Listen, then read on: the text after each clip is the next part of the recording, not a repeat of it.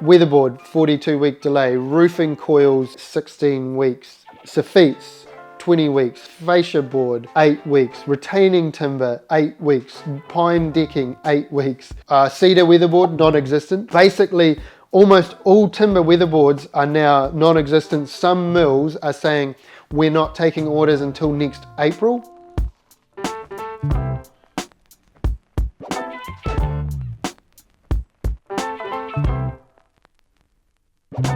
Yo, it's a wet Monday morning. Just got Sam setting up the camera. What's the plan, Sam? To make a few videos on fixed price and the current dire situation of materials.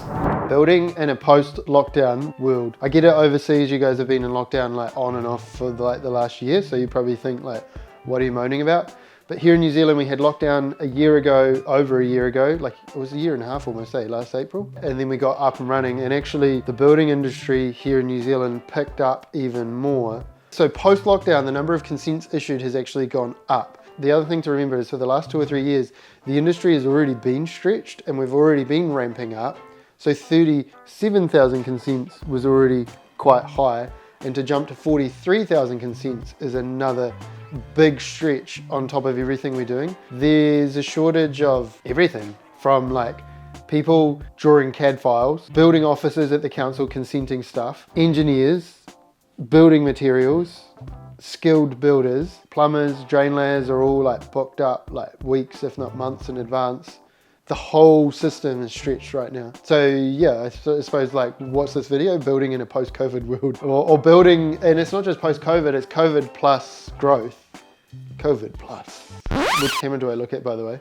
This one. Oh, okay. So I just talk the whole time looking at that camera. Yeah. Right, over to you, right there. So my observations is that people returning home, higher immigration, lots of people owning holiday homes, foreign buyers, but just growth in general. We've got this housing shortage. It's like we woke up in 2018 and realized we needed more homes, and then quick, we got to build them. Whereas I think the housing shortage started like 10 or 20 years ago. 20 years ago, we started prioritizing people going to university instead of encouraging apprenticeships. In fact, they deprioritized apprenticeships and they kind of killed off some of those great training programs that they had been going for years and years and years.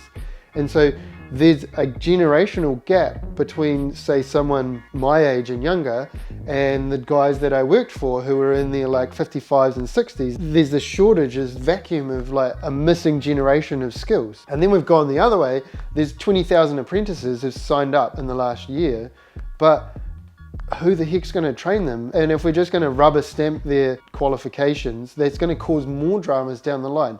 Because we have seen the effects of people without qualifications, proper qualifications or traditional apprenticeships coming into the market, and they don't really know how to build a house properly. And the flow-on effect of dramas that has. And then the fact that that causes the extra need for regulation. And you almost solve one problem here, but you create more work down the line. It all sounds pretty dire, right? It's getting harder and harder to build a home. I don't mean to sound alarming. Like me personally, I've chosen this line of work. I've committed to this industry and this line of work for the next 10 years plus. Don't get me wrong, it's dire, but I do see a way through it. There's hope at the end of the tunnel, especially if you've subscribed to this channel.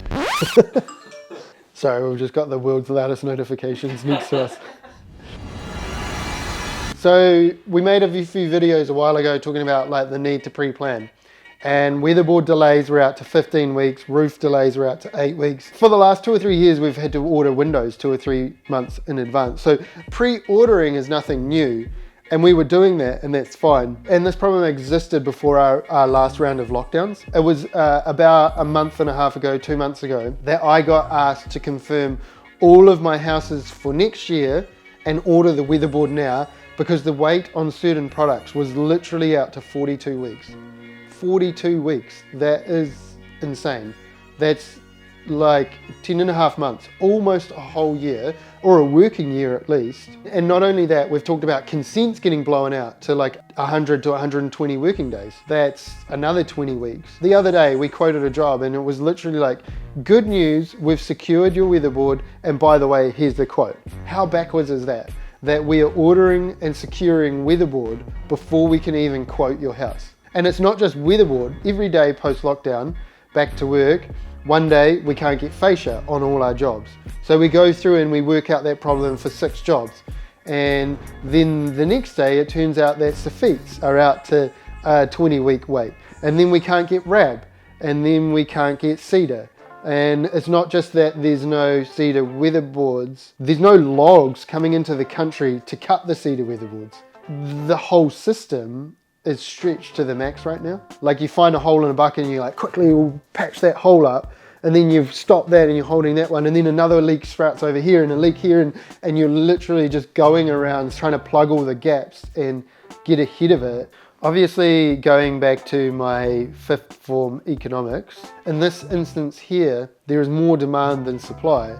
And so basic laws of economics, that pushes up the price of the item being demanded. We've got all of these builders up and down the country just screaming out for product. I think a little bit of it is a combination of like people like myself, but you've got even bigger companies who are building 100 homes a year or more. They will be having somewhere a warehouse full of stuff to build their homes, because if their business is all about making sure that they build those 100 homes and they have that supply locked in, you know, they'll move mountains to lock in that stuff. We are already at the point where we're looking at ordering a shipping container full of weatherboard. If we work out how many lineal meters we need over the next X amount of houses, we can buy a shipping container and store it in the yard and pull it out as we need it. The whole market is set up on just in time, where even the merchant isn't really supposed to hold the product for long. It comes from the supplier to the truck, to the site, and there's very little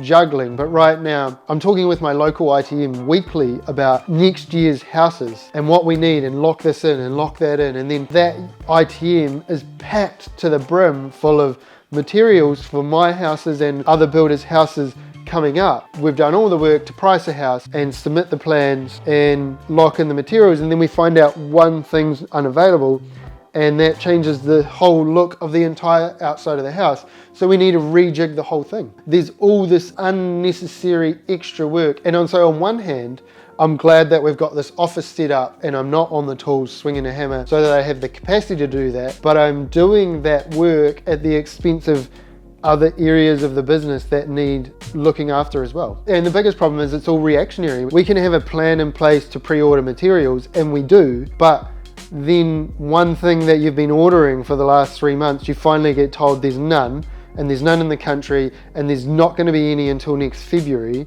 which is right now, that's 5 months away.